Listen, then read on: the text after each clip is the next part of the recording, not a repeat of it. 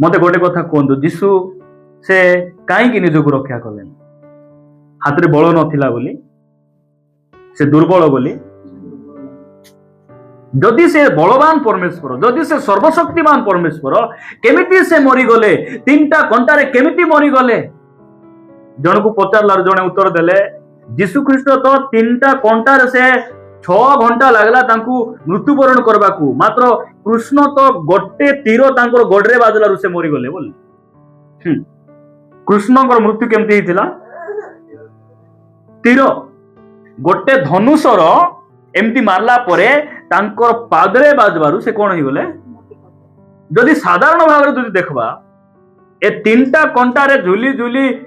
6 घंटा परे जार मृत्यु बोले जार जीवन जाइछि से बलवान ना गोटे तीर रे मरला लोक बलवान